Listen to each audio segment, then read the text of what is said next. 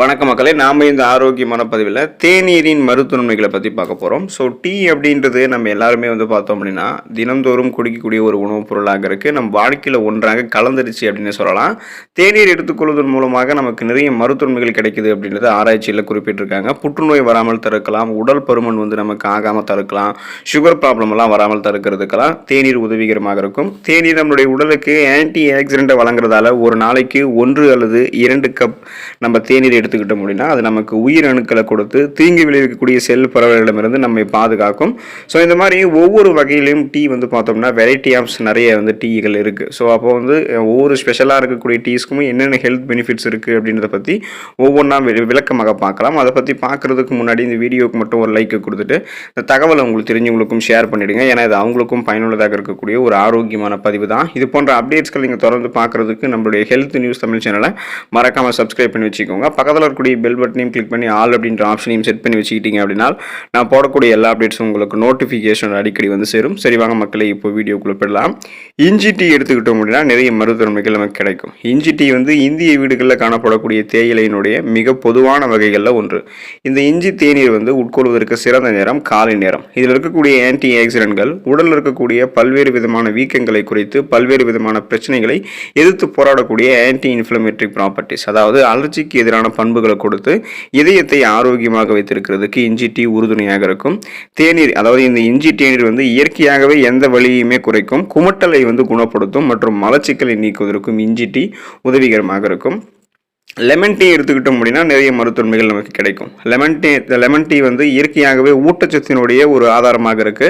வயிறு, கல்லீரல், இதயம் மற்றும் தோல் இதனுடைய ஆரோக்கியத்தை நமக்கு மேம்படுத்தும்.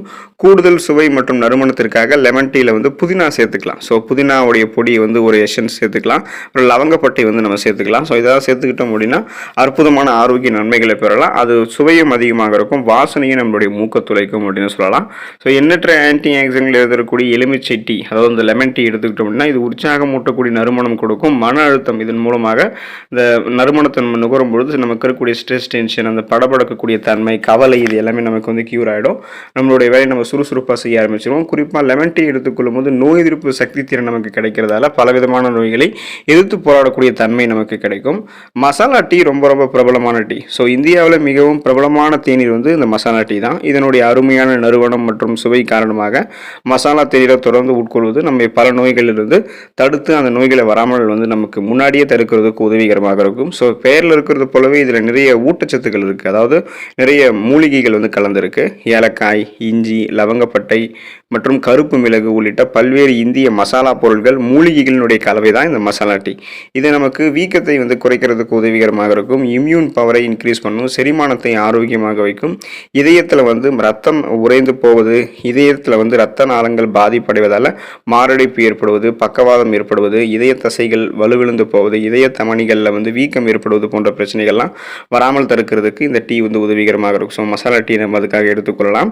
ஸோ குறிப்பாக பார்த்தோம் அப்படின்னா அடைப்புகளுக்கு, அது இதயத்தில் ஏற்படக்கூடிய அடைப்புகளுக்கு கியூர் பண்ணுறதுக்கு இந்த மசாலா டீ உதவிகரமாக இருக்கும். சிறந்த விஷயம் என்ன அப்படின்னா இது நம்மளுடைய உடலில் எந்த பக்க விளைவுகளையும் ஏற்படுத்தாது அப்படின்றதான் உண்மை. ஸோ சைடு எஃபெக்டே நமக்கு ஏற்படுத்தாது. சூடான மற்றும் ஈரப்பதமான வானிலையில் மசாலா டீ குடிக்கிறத அடிக்கடி கட்டுப்படுத்தணும். 2 கப் மட்டுமே நம்ம மசாலா டீ எடுத்துக்கிட்டாலே போதுமானது தான். அளவுக்கு அதிகமாக எடுத்துக்கொள்ளக்கூடாது. ஏலக்காய் டீ எடுத்துக்கிட்டோம் அப்படின்னாலும் நிறைய நன்மைகள் நமக்கு கிடைக்கும். அதாவது நம்ம குடிக்கூடிய சாதாரணமான டீயில் ஏலக்காய் கொஞ்சம் பயன்படுத்தணும் அப்படின்னா அது ஏலக்காய் டீ ஆகிடும்.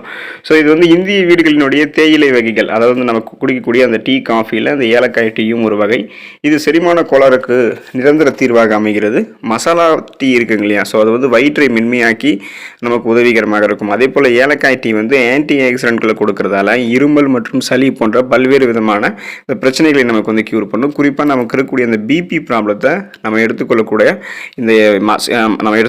இந்த ஏலக்காய் டீ தான் நமக்கு சரி பண்ணும். ஸோ இது ரத்த அழுத்தத்தை குறைக்கிறதுக்கு உதவிகரமாக இருக்கும், குறைச்சி கண்ட்ரோலாக வச்சுக்கும். இது நம்மளுடைய பிபி ப்ராப்ளத்தை கண்ட்ரோல் பண்ணது மட்டும் இல்லாமல் சுகர் ப்ராப்ளத்தையும் கண்ட்ரோல் பண்ணும். நம்மளுடைய ரத்த சர்க்கரையினுடைய அளவை ரத்தத்தில் ஒழுங்குபடுத்தி முக்கியமாக உடலில் மெட்டபாலிசம், அதாவது வளர்ச்சிதை மாற்றத்தை அதிகரிக்க உதவுவது இந்த ஏலக்காய் டீ தான். ஸோ அதனால் காலையிலும் மாலையிலும் நம்ம டீ, காஃபி எடுத்துக்கிறோம் அப்படின்னா அதில் ஏலக்காய் பயன்படுத்தும் போது இந்த நன்மைகள்லாம் கிடைக்க ஆரம்பிக்கும்.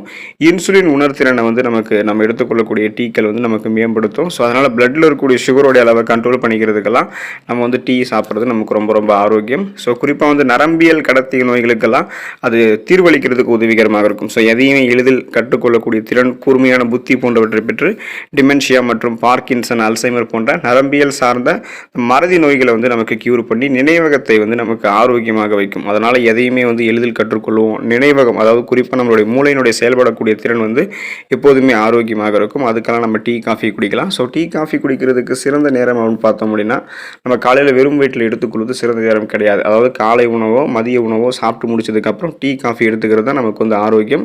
குறிப்பாக வந்து இரவு நேரங்களில் உணவுகள் எடுத்து முடிச்சதுக்கப்புறம் பால் நம்ம எடுத்துக்கிட்டோம் அப்படின்னா அது நமக்கு ஆரோக்கியம். ஸோ அப்போ தான் அது வந்து நமக்கு எளிமையாக உணவுகளை வந்து செரிமானம் ஆக வைத்து ஊட்டச்சத்துக்களை வந்து முழுமையாக உறிஞ்சும். மற்றபடி நம்ம காலையில் வெறும் வயிற்றில் குடிக்கிறது வந்து நமக்கு நிறைய தீமைகளை வந்து ஏற்படுத்தலாம். ஸோ இந்த வகையில் வந்து தேநீரை வந்து நீங்கள் அளவோடு சாப்பிடுங்க. சரியான நேரத்தில் சாப்பிட்டு நிறைய மருத்துவமைகளை மட்டுமே பெற்று நலமோடு வாழுங்க. அடுத்த ஆரோக்கியமான பதிவில் மறக்காமல் சந்திப்போம். நன்றி மக்களே.